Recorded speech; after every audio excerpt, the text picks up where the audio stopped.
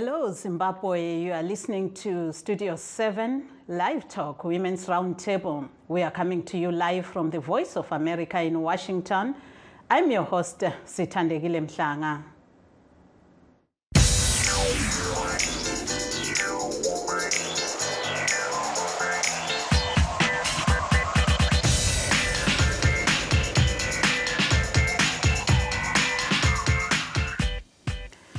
Tonight, we are discussing how women can establish and improve their businesses so that they become more profitable.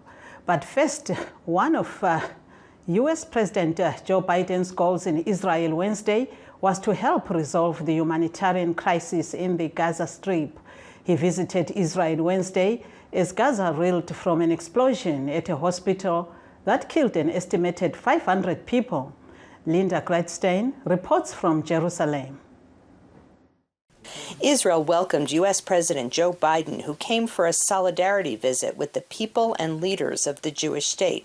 After meetings with Israeli officials, he spent time with survivors of the Hamas attack and first responders. Just hours before President Biden arrived in Israel, a missile or rocket hit the Al-Ahli hospital in central Gaza, killing hundreds of Palestinians. Hamas officials blamed Israel, and thousands of Palestinians protested in the West Bank, some of them throwing rocks as Palestinian security forces moved in to disperse them with tear gas. Israeli Defense Forces spokesman Daniel Hagari denied any responsibility and instead blamed militants. The explosion of the Al-Hali al-Mahadani hospital in Gaza was caused by an Islamic Jihad rocket that was misfired. Along with promising unprecedented support to Israel, President Biden came here expressing concern about a growing humanitarian crisis in Gaza. Israel has cut off the supply of electricity, fuel, and food to Gaza, where Hamas is holding some 200 Israeli hostages. Truckloads of international aid for Gaza's 2.2 million residents have lined up at the Rafah border with Egypt, which had been closed since the hostilities began. Biden succeeded in persuading Israel to allow this aid to enter from Egypt. But the Israeli Prime Minister's office says Israel will not allow the transfer of aid from its territory to Gaza until the Israeli hostages are freed. What is needed in Gaza now is an immediate access. This corridor at Rafah needs to be opened as soon as possible. There's an absolute need for fuel, water, food, and of course medicines and medical supplies. The supplies are ready. They're at the border. They're waiting to get in. Israel has ordered more than 1 million Palestinians to leave northern Gaza and move to the south, saying it's for their own safety. Close to 500,000 have done so, including Fida Al-Araj, who works with the British charity Oxfam in Gaza. Along with her husband, 5 children, and mother-in-law, she says she's moved 3 times since the war began and is now in Rafah, near the border with Egypt. We are seeking a safer place because of the children mainly and because of my mother-in-law. She's not capable of walking and running, and so we are seeking safety, even though I doubt something called safety still exists in the whole of Gaza Strip. The Palestinian Health Authority and the World Health Organization in Gaza say more than 3,000 people have been killed since the war began, including 1,500 women and children. The number of dead and wounded has increased considerably after the hospital attack. My cousin, his family was bombed in their house. His mother, his wife, and his 5 kids were blown to bits. We didn't even have bodies to bury. With the conflict escalating and an Israeli ground assault on Gaza expected soon, Al-Araj says she and other Palestinians worry that life in Gaza will become even more dangerous. Linda Gladstein, VOA News, Jerusalem. Meanwhile, India's expanding economy was expected to bring more women into the workforce, but in the world's most populous nation, their low participation continues to pose a challenge, while demographers hope that the country's huge working-age population will propel economic development. They say women need to be included to reap the benefits of growth. Anjana Pasrisha has a report. Isha Khanna loved her job at a bank. But she quit after 12 years when she had twins 4 years ago. In the bank, see, we have to reach by 9 and the customer timings were till 6. After 6, there are a lot of works to do in the bank. So it takes almost 2 hours to finish. So 8 o'clock with the kids to come to home, it was very difficult for me. Khanna's case is common in India, where no matter their economic class, millions of women either drop out of the workforce or do not work at all. I came here hoping to work and make a house in the village, but my kids were small and there was no one to look after them. India's fast-growing economy was expected to pull more women into offices and factories. But at around 30%, their participation in the workforce is much lower than in other major economies. Entrenched cultural beliefs are part of the reason. Whether you're illiterate or you're very literate, social norms in India actually almost dictate that a woman's role is to be a homemaker, is to run the home, is to take care of the children, take care of the elderly, take care of anyone who is not well or who needs support in the family. So a lot of women go in and out of the workforce. There are other challenges, such as high unemployment. Millions of women from lower income groups struggle to get jobs, like these women waiting outside a garment factory on the outskirts of New Delhi. Some have come from villages hoping to get casual work.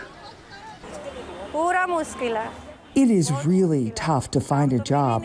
Without an income, it is very difficult to provide for my family and children. Those who are not educated face more hurdles. If I get a job, my life will be good. My entire future hinges on finding work. Prime Minister Narendra Modi has cited the passage of a recent law reserving 1/3 seats in Parliament and state legislatures for women as his government's commitment to women's empowerment. But experts say that can only happen by changing gender norms and giving women better education and training, especially in the country's vast rural areas. 1 in every 4 girls gets married below the age 18. That kills her opportunities to educate, skill, and work. We have to not just do skilling of women, we have to do upskilling, upgrading their skills. While India, now the world's most populous country, hopes to reap an economic dividend from its huge working age population of over 700 million, that may not happen if its women are left behind. Anjana Pasricha, VOA, New Delhi. In times of change, when the world seems uncertain and what we hear doesn't reflect what we see, we seek the truth. When we are told only part of the story, we lose trust. In moments of crisis, our dreams, hopes, and wishes for a better tomorrow depends on a free press.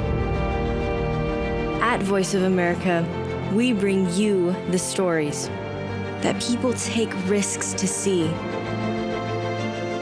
We connect the world and unite it with truth. At Voice of America, we show you the whole picture. For those just joining us, this is LiveTalk, the Women's Roundtable, coming to you live from Studio 7 at the Voice of America in Washington. We are discussing how women can establish and improve their businesses so that they realize more profit. And to discuss our topic in depth, we are joined by the Vice Chairperson of Women Council Department in the Bulawayo Vendors and Traders Association, Juliet Samson, and Violet Ngumalo of Bulawayo Progressive Residents Association, and of course, business expert Sehlile Kumbo Wilkinson, a peak performance coach based in the UK. Welcome, ladies, to Women's Roundtable. And we'll start with you, Ms. Gumbo Wilkinson. You say you help new entrepreneurs to build confidence to navigate the business world, take action, and be profitable. How exactly do you go about this to achieve your aims, and who's your targeted audience? Okay. Thank you so much, Tandile, and thank you for inviting me. Good evening, everyone. It's nice to be here. Right. Just like what you have said, I am a business coach, a peak performance coach. If I'm to explain peak performance, it means I thrive. I help people to thrive better than just going by. And the way we do that, we believe knowledge is power.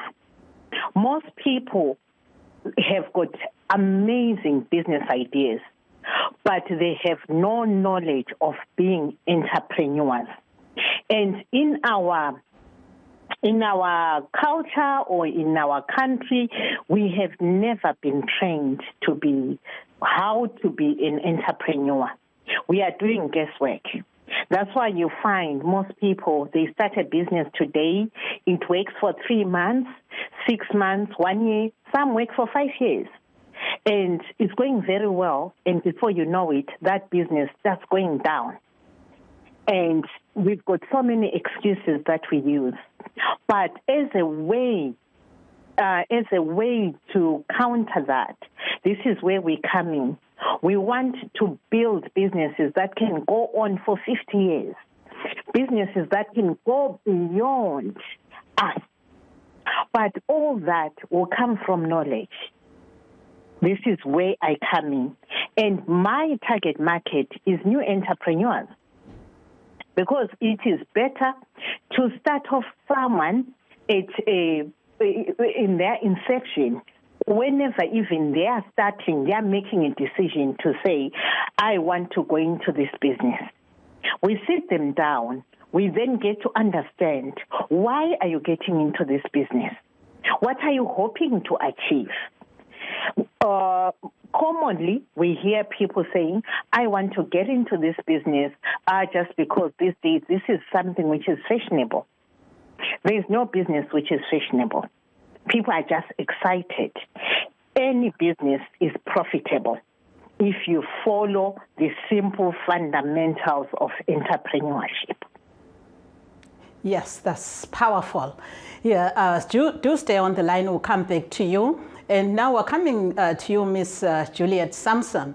How achievable is what Ms. Gumbo Wilkinson is explaining is in the Zimbabwean context, where most women rely on street vending? Are there much choices like what she's saying, that any business is profitable, or people tend to lean towards selling the same products? Okay, thank you for inviting me. I'm very sorry, my network, some of the question I didn't get it clearly. Maybe you can pardon me. Yes, if you were listening to what Mrs. Wilkinson was saying, how achievable is this in Zimbabwe? What's going on? Can women just choose any business they want to do, seeing most of them are street vendors? Do they choose what to sell, or everyone is selling almost the same product? Okay. Thank you. As for vendors, people in informal service, for example, like me, I'm into repairing the recovering of motor vehicles. This business I'm just operating is very risky. Operating business in Zimbabwe is very risky because of high taxes, the risks of inflation, losing value of our currency. Because this is the raw material they are getting, they are being charged in foreign currency. If you don't have EU dollar or Iran, you fail to provide the services needed by the customers. Yes, thank you so much. We now go to Ms. Nxumalo. Ungathi ibhizimusi iqhubeka njani elizweni laba abaqhuba amabhizimusi bayenelisa yini ukuziphilisa? Salam,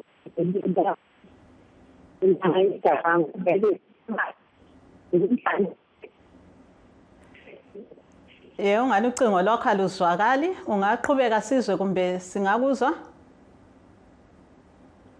Mina eligama ngokuzalwa nguViolet Nxumalo.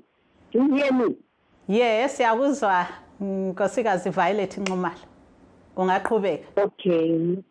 Okay, mina ngihlanganiso ye-Progressive Resident Association. Esikhangele ngama-service delivery phakathi komuzi lapha ukubana sibone ukuthi ama-services ayatholakala na ngendlela.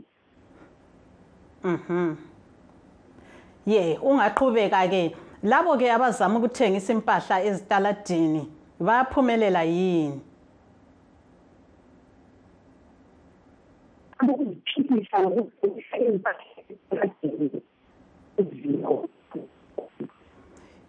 Yes, I think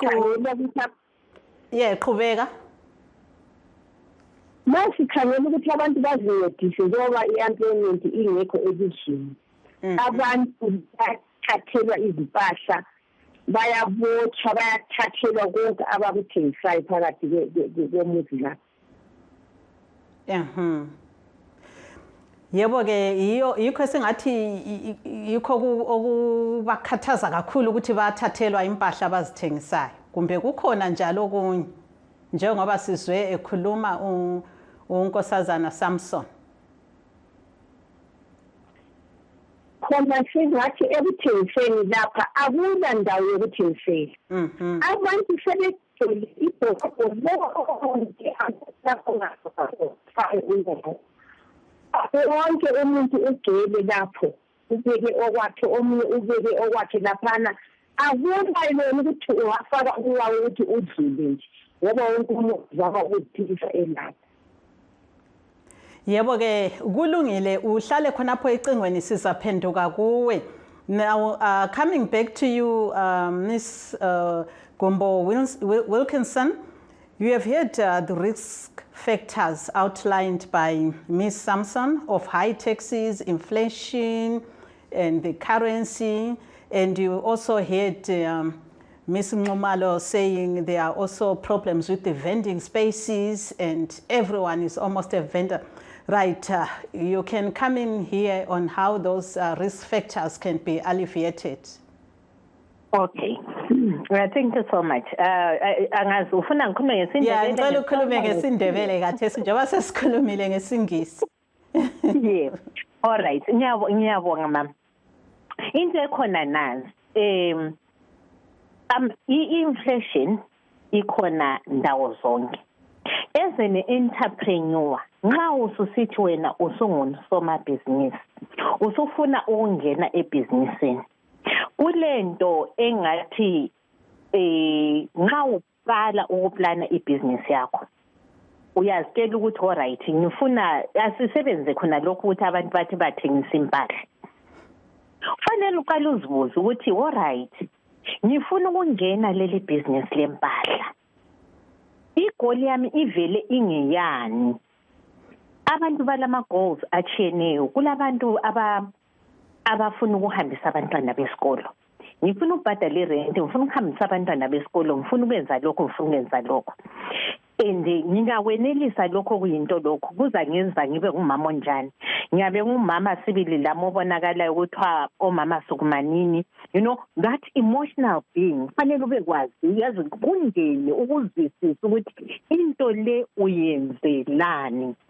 Ngiyenzela ukuthi abantwana bami behambe esikolo. Bengahamba esikolo kuzoba njani? There is a reason why siqalela khona lapho. Bengahamba esikolo abantwana bami bazaba lama chances angcono empilweni izinto ezinjalo angitho. So nxa usula igoli yakho le, so kufanele uyiclarify ukuthi alright, so ngelanga kufanele ngenze malini. Kumele ngenze malini. Nxa kuyikuthi ule fees at the end of every term kufuneka $300, irent kufuneka $50, ini. So qalela lapho ukuthi alright. So ama resources engilawo yini. Ukuplana lapha awukaphumi ijumo uhamba uphaphatheka. Ama resources ami yiwaphi. Usuzakhangela ukuthi ngile kumbe ngibophele kuyi500 kwami lokho. Ngifuna ukuyawutha. Ufuna ukuyawutha izigqoko ezinjani? Ezabobani. Ngubani nxa uvuka nje ucabanga ukuthi imarket yami ngubani?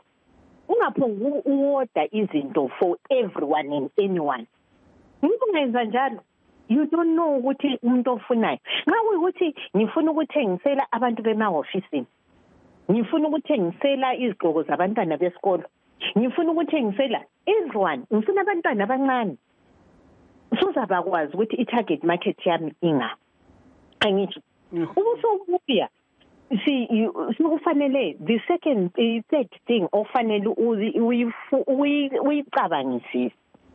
What are the possible obstacles engingaba lawo? Ngizahlangana lani ezangenza ukuthi ibusiness lami leli lingaphumeleli? Ngizahlangana lani ezayenza ukuthi abantwana bami begcine bengayi esikolo? Angitsho sisonke. Usuza explain ke khona lokho ukuthi all right ukuthi abantu kulento lezi kufanele kule ndaba yamapholisa eCouncil. Ngingathengisela amapholisa lawa aza ngihlupha nxa ngiyenga. Ngenza ngihlupha nxa ukuthi ngahamba lapha ku5 Avenue ku6 Avenue kuLobhengula Street. Ngingahamba lapha ama-chances ami ukuthi ngithathwele hayi. Ngoba izinto zakho usiyadingani ke manje nxa kuyikuthi hayi. Kufanele ubone ukuthi okay lapha kule ndaba yamapholisa. Laphana kule ndaba yokuthi imarket vele iseflooded. Laphana kulani usuqalisa ukuzibuza ke ukuthi all right how else sesizabuya ku way forward? How else can I do this thing ukwenzela ukuthi isikole yami lana ngiqale ngayo la iphumelele? Khonapho kungayitshaya esikhonkosini ukuthi kuyini abangakwenza ke ukuthi kuphumelele. Njengoba kunye sibona ukuthi kuqondane lohulumende kwabo inflation lama taxes njalo ukuthi bethengise ngosemthethweni kumele bebhalele iCouncil. Yebo, the thing is into ye-inflation kulezinye izinto okufanele sibezazi ukuthi we can't change it. As an entrepreneur mina ngikhule ngifundiswe umama wami vele ubeyihoka ethengisa laphana phandle lokhuzeni kuLobhengula Street. Ngikhule ayisiyonto le ukuthi just because ngikhuluma ngise-UK sengikhuluma into engayazi. Ngikhuluma into engiyazi. So kufanele ukuthi umuntu lawe ehlakanipha nxa ungena ku-business. Kulezinto ongenza kuware ngazo. Asingeza ke siware nge-inflation. Inflation ikhona, ichayile, endabula lutho esingalwenza. But thina we have to get better ngoba sifuna ama-business ukuthi even la ukwazi ukuthi nxa ngikhula lapha ngikhula ngisiyanga. Yebo ke kulungile sizaphenduka kuwe njalo sikubamba umlomo kancinyane sinike ithuba uManxumalo. uManxumalo ungathini ngokutshiwo ngonkosikazi Gumbo Wilkinson ukwabathengisa ezitaladini ukuthi bebalekela ukuthi amapholisa la angababophi lokuthi bezuze inzuzo ethe xaxa?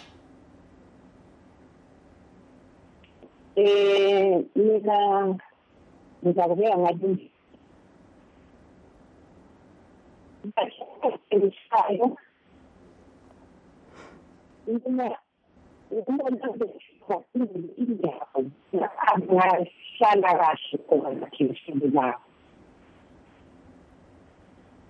athengise bengavaleki bengabotshwa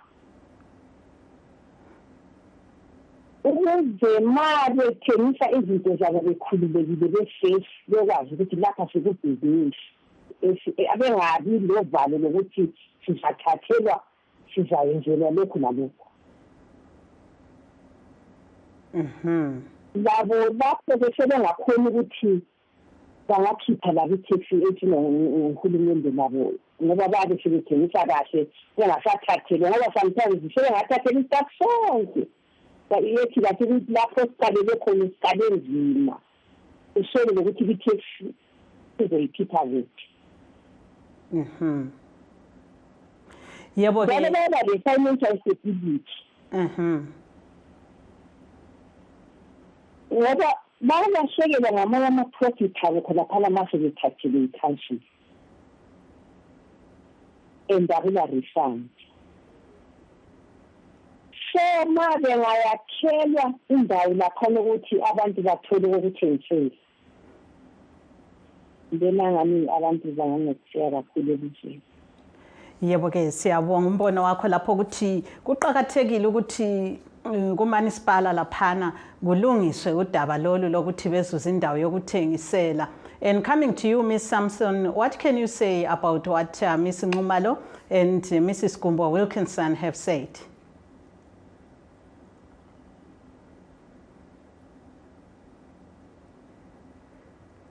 Right, whilst we're waiting for Ms. Samson, we'll come back to you, Mrs. Gumbo Wilkinson. Ungasichasisela ngolwimi lesishona ukuthi kuyini okuqakatheke kakhulu ukuthi amabhizimusi athuthuke. Ngonika nje imzuzu embi. Alright. Maithabasa zvikuru. Nyaya yatiri kutaura ndeyo kuti munhu utange business. Munhu unofanira kunyatsonzwisisa kuva neruzivo. Usangotanga business uchingomhanya nekuti zvinhu ndo zviri kutofamba, tongoita yese yese. Unogona kusangana nemadambudziko akatosiyana siyana. Tinotaura kuti paunotanga unofanira kutoona kuti iwewe goli yako chaiyo chaiyo chii chauri kuda kubudisa pane business iroro. Weza kutengesa chinyatsonzwisisa kuti chii chauri kunyatsoda kubudisa, ende zvinhu izvozvo zvinozokudetserei pamberi apo. Ndo yatinoti goal. Unyatsofinda a goal kuti uite sei utange business. Apa usati watanga because atide kuti ungomhanya. Toenda paya chinhu chechi2 totarisa kuti koma resources handinawo ndeya api. Zvinhu zvinoita kuti business iri rifambe ndeapi maresources andinonida. Yes, uri kunida capital.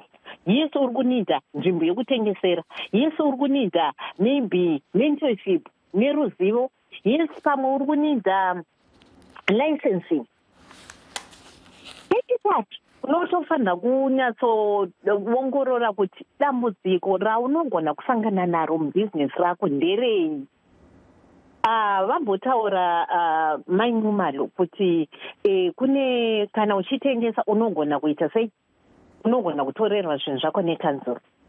Iyoyo it's a big obstacle. Unofanira kunyatsoiziva. Saka kana iwewe kana obstacle iripo ichigona kukunyudza pabusiness rako, saka chii chaunofanira kuita? If it means kuti chienda unotora permit, enda unotora permit.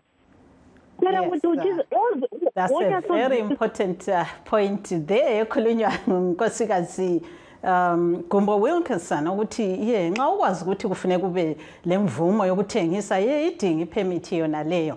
Thank you very much. We have come to the end of our show, and we'd like to say thank you to Vice Chairperson of Women Council Department in the Bulawayo Progressive Residents Association. That is Miss Juliet Samson. Unfortunately, her phone, we couldn't get her. And Mrs. Gumbo Wilkinson and Violet Nxumalo. I'm Sithandegile here in Washington saying goodbye.